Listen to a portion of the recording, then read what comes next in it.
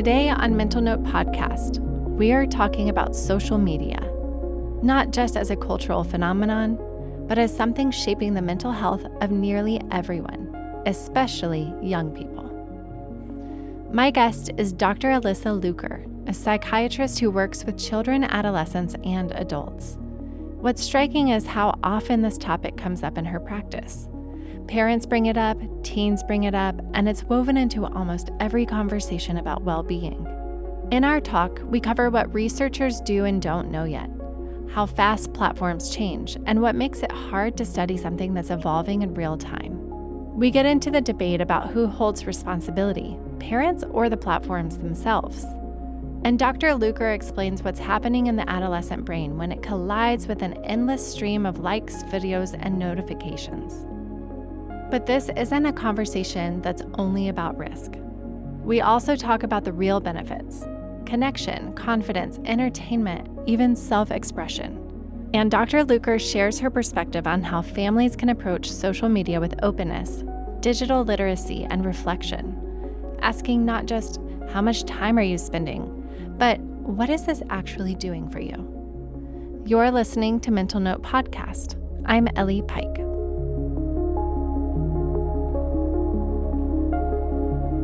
My name is Dr. Alyssa Luker. I'm a child and adolescent as well as adult psychiatrist based out of Denver, Colorado, currently acting as the medical director of Pathlight Mood and Anxiety Program, as well as medical director of the Child and Adolescent Unit for Eating Recovery Center. Well, thank you so much for being here. I invited you to the podcast because I think that you can really provide some amazing education around social media, media literacy, and then how that relates to mental health, both in youth and adults. This is something that I've noticed you speak on, and I'm just really looking forward to jumping in. First of all, what made you interested in this topic? Like, why is this one of your topics that you are passionate about? Yeah, I think for me, why I became so interested in social media, it was coming up in every session, whether it was in the outpatient world, the inpatient world, or residential treatment. The adolescents bringing it up about how much their phones and social media meant to them, parents bringing it up, feeling like that was a big trigger point if they tried to limit access, potentially worsening mental health symptoms or behavioral symptoms. And so it felt like I needed to become more informed about this new world we were living in so I could further support patients and their families. Well, I know that this is going to be really informative for not just folks who are dealing with using media themselves in their own mental health, but also providers out there who are providing guidance to those. And I think a lot of us are walking this ever-changing path, and it's really hard to keep up.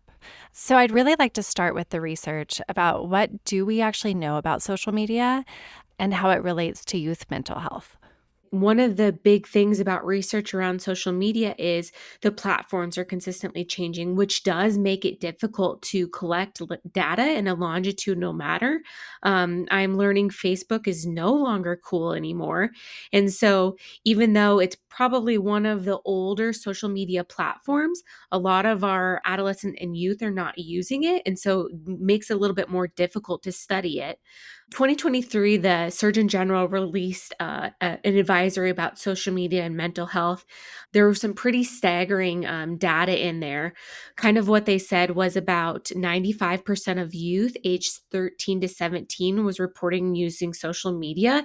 And within that, more than a third of the youth were saying they were using social media almost consistently. Interestingly enough, a lot of these social media platforms do in theory have a minimum age, which is about 13. Though with this Surgeon General report, they found that nearly 40% of children ages 8 to 12 are using social media as well. So with this Surgeon General report, I think it showed us that we need to have some more safe gaps in place about how we can support adolescents using that. You know, there's the argument of parental restrictions versus the social media platforms themselves providing limitations or restrictions to the adolescents using it. Fall of 2024, Instagram, which is owned by Meta, they launched actually a teen account for users aged 13 to 17. And so what differentiates these from other accounts is They're private by default. Only people who are friends will be able to see their contact or interact with the individual on the platform. And then with this, parents also have the ability to see who their teen is messaging, what they're messaging, what they're accessing. So it's kind of a checks and balance of some parental involvement, some of the platform involvement. There are other individuals who argue, well, parental involvement and parental oversight, that is a breach of privacy, which a lot of these social media platforms are ways for adolescents to connect with like-minded individuals, to develop support groups that they might not have access to, maybe to answer questions about gender identity or things like that, which might be hot topic conversations in a family. And so the fear or worry about more parental involvement on these platforms is, are we taking away the access or the support systems for these adolescents if parents see what they're interacting with and don't agree with it? Well, and that one's really challenging because a natural part of being an adolescent is wanting freedom and to become more individual and independent. So it feels counterintuitive in many ways to have more parental oversight. But without it, that also has its own challenges, which I know we'll talk a lot more about. So, anecdotally, my husband's a teacher. We notice a lot of differences between kids who are really immersed in the digital space and those who are not. But I'm curious if there's actually any known effects on the brain based on their social media usage or tech use, like gaming. And I don't know if that's something that you could speak to. I've looked into this a decent amount in the sense of separating electronic media use from social media use. And there is a lot of research because electronic media, we think TVs, we think computers, they have been around for a while. And I think the most important thing with that I have seen is being mindful of the content that people are exposed to. It really needs to be age appropriate. When it is age appropriate content, then there is the ability for toddlers, for children, for adolescents to learn, especially from a social emotional standpoint. If something is too mature for them, they're not going to be able to understand or process what they're experiencing. And so that could potentially have negative consequences. We also are really mindful during the early adolescent age, that's identity development. That's where they're developing their sense of worth. Brain development is really happening too. And so being mindful of they're just more sensitive to the content they're seeing, to social pressures, so to peer opinions, peer comparison. And so frequent social media use potentially can have distinct changes in the development of the brain. Specifically, if we think of the amygdala, which is an area in the brain for emotional learning behavior, kind of that fight or flight response, those intense emotions. So can potentially have an impact on that emotion center. And then the front of our brain, which is called the prefrontal cortex, which is kind of impulse control, emotional regulation. And so if we are on platforms that are kind of consistently triggering those areas, not wanting to say that those areas won't develop appropriately or properly, though there could be an impact on how they develop in the sense of maybe leaving individuals more sensitive, kind of. Sometimes with consistent exposure to social media, we have this heightened sensitivity to actions and to reactions, and we can take that into the world we live in. So, for example, if I were walking down the hallway and someone didn't smile at me, maybe my mind immediately goes to, oh my goodness, they're mad at me. I did something wrong. They're judging me, versus maybe the person just didn't see me. So I am processing the situation differently, potentially because of my background and what I've been exposed to. Thank you so much for running through some of those pieces because I think there are so many challenges that could arise, especially with someone in their identity formation stage who's using social media. But then there's also potential benefits of social media and digital connection, which I think we all found during the pandemic, as an example, where there were times that we all felt really lonely. And I know we celebrated my daughter's birthday over Zoom, et cetera, right? And so I think speaking a little bit to potential benefits would be really beneficial for me as we continue this conversation. Yeah, I would say we have to, weigh the risk versus benefit with anything we're engaging in. And so, looking at the potential benefits of interactive media, social media, if we start at the school age, 5, 11 years old, Erickson's stages of development, that group of individuals is really industry versus inferiority. And so, through social interactions, children are able to develop a sense of pride in accomplishments and abilities. They are able to develop competence, belief in their ability to handle tasks, and develop a pride in their self. And so that's something that potentially could be fostered through social media. A lot of people have YouTube channels, and if they're getting feedback like, hey, that what you posted was great, or we learned a lot, that's going to build up an individual's self-esteem. If we look at the adolescent, from Erickson's stages of development, that's identity versus role confusion. Who am I? What am I? What do I like? What are my beliefs? What are my values? And so they can use social media as a way of self-expression.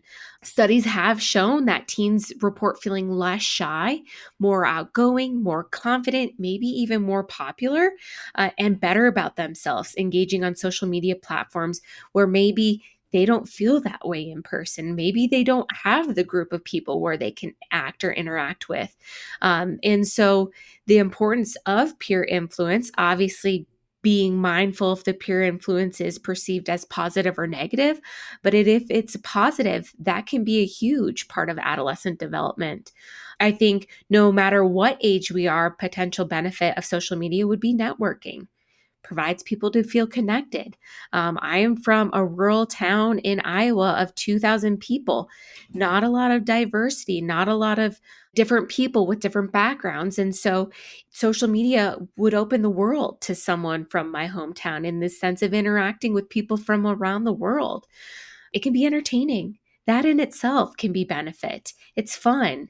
You can laugh. You can see videos. You can experience places that maybe you wouldn't have been able to experience before. I really love how you spoke to that piece and the entertainment piece because a lot of the entertainment piece is also something that we all share, right? You see something, you share it with others, or something goes viral, and there's still a shared experience in our real world that happened online. So it gets complicated and convoluted, right? Especially if you're the one not using that platform. So I'm sure a lot of families ask you this question because you know the research better than a lot of us do. I want to know what's advised. Like, what is the answer? Is it parental control? Is it more safety regulations? Is it self regulation, even, right? Expecting teens to have a better idea of what mindful usage would really look like. Yeah, that's a great question. And the Surgeon General warning that came out in 2023, really, it was a balance between the parental control and the social media platforms control on how we support individuals engaging on these platforms. If we look at the American Academy of Child and Adolescent Psychiatrists or the American Academy of Pediatricians, they have different guidelines about how we should be using social media. Are there time limits? There's not really a consensus. So the professional associations, they might have differences in the recommendations for time, though at the end of the day, they all pretty much agree it's really about the content, the purpose of the use. What are we getting out of it? That's what we need to be mindful of. And then that comes back to, age appropriate content. There have been studies that show, actually, interestingly enough, that FaceTime or video chat, if we use that in toddlers or in infants, and you're doing that and engaging with family members, that is an opportunity for them to learn facial expressions, interactions with others, obviously doing this with the guidance of parents or loved ones. So, content and quality of the social media platform we're engaging on is the most important thing. There are some questions that you can ask yourself to try to decide, is my electronic media use interfering with day-to-day life? Am I okay? It's things about looking at your sleep. Is it disrupting your sleep? Are you on these platforms all night long and not getting any sleep and then not able to go to work or late for school? Are you still eating well? Getting enough nutrition? Are you leaving the house? Are you being social? Are you still engaging in activities that bring you joy outside of these media platforms? Are you able to go to work? Are you able to go to school? Are you able to continue to function in your day-to-day life? And then are you still being physically active? As we know, that is very important to maintain a healthy lifestyle. And so thinking maybe 30 to 60 minutes of social media per day is probably kind of the optimal to maintain mental health. Sometimes when it goes past that, we can see potentially negative consequences. You just provided me so much information that I'm really intrigued to think about because if someone's using the content to look at, hey, I want to do these woodworking pieces or this craft, that's really amazing, versus something that's like weight loss focused or body sculpting or things that could really impact someone's own perception of their own body or their own physical or mental self, those are really different pieces of content that may not be age appropriate. Another thing I wanted to mention, it took me quite a few years to learn this, is that we can actually control the type of ads that we get. And I think that that's a really important piece for users and for parents also to understand is that there is some ability to control what kind of content is coming through to us that we're not seeking out. And that might be an important piece in regulating for ourselves. So, how does adult mental health show similarities or differences to youth mental health data related to digital media usage or social media?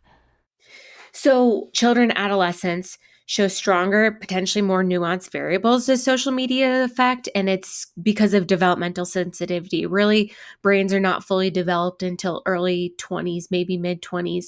And so, that peer dynamic, that feedback they're getting from social media can potentially correlate with increased mental health symptoms if they're getting feedback that they perceive as harmful or negative.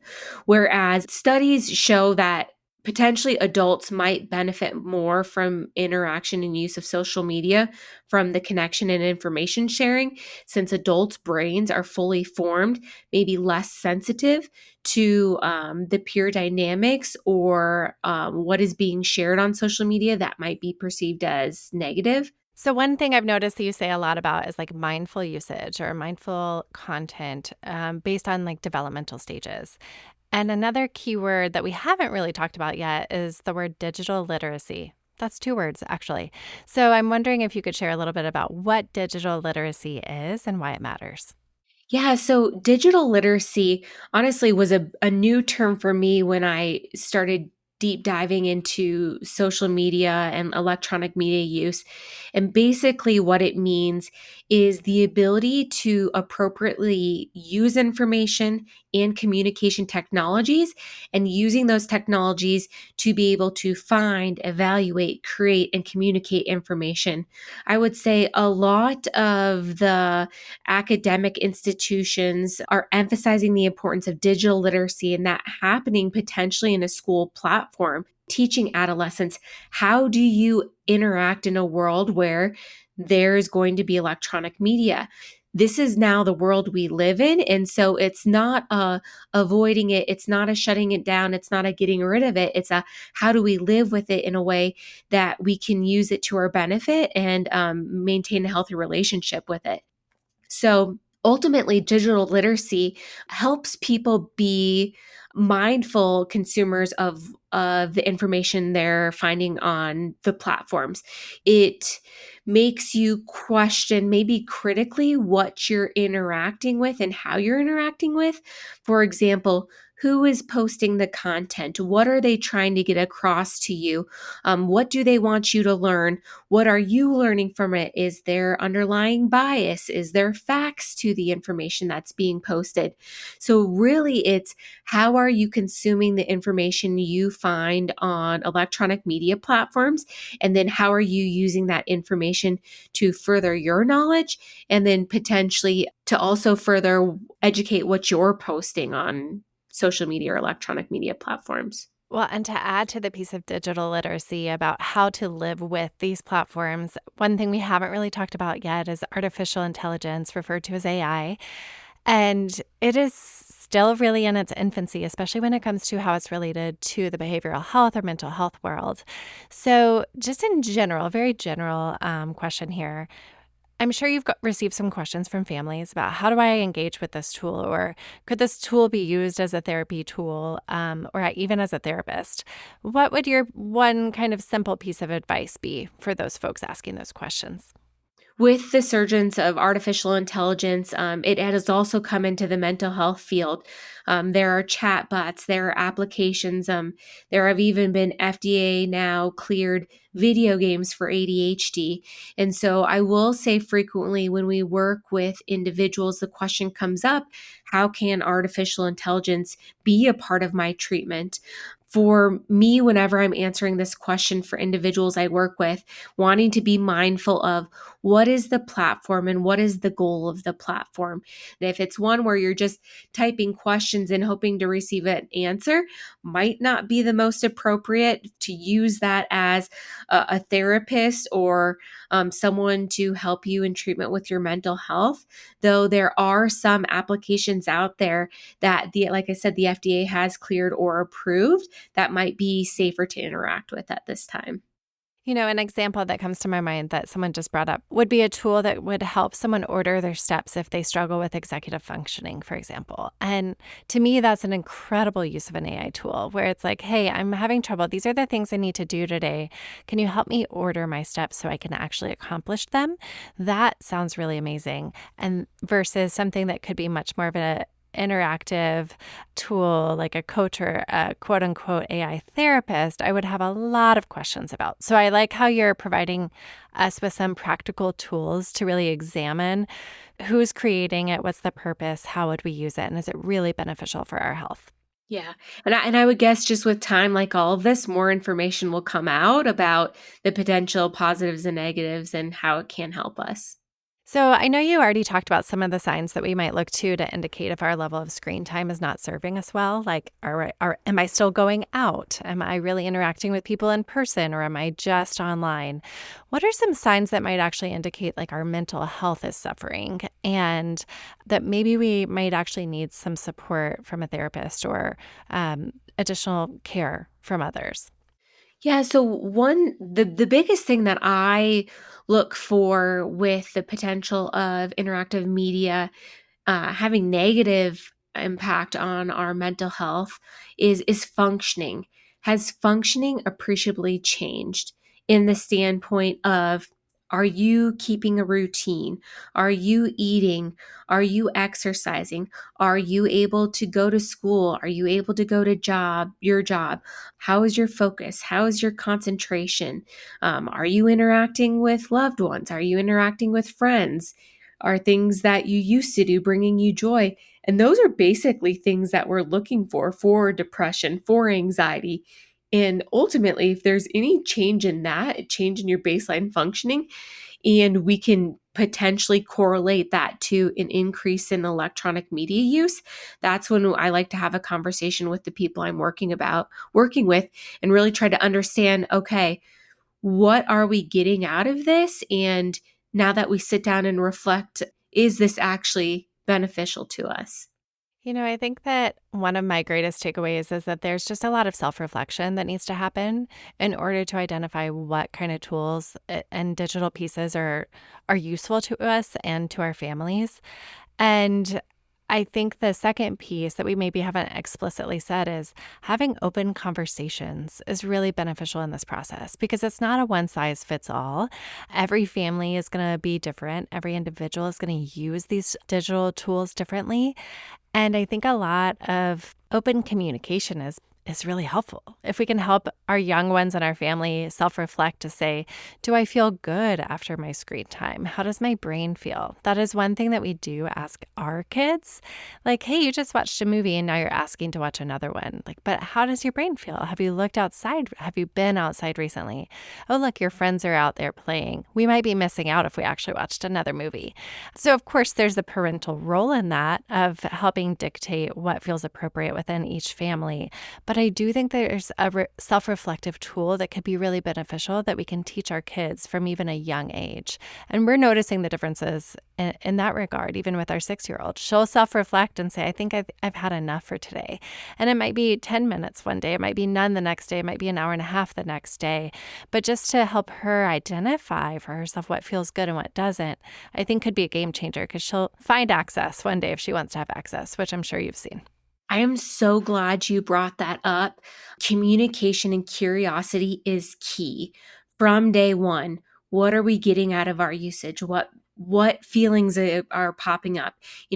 Why do we like to use these things? Being vulnerable as adults, and then showing your loved ones that they can be vulnerable, that, they can come to you and be like, hey, I had this interaction and it didn't feel good and it made me sad. And then they know that you will actually talk it out with them and process it. And it won't be well, I told you not to get on that. Of course, this is what happened.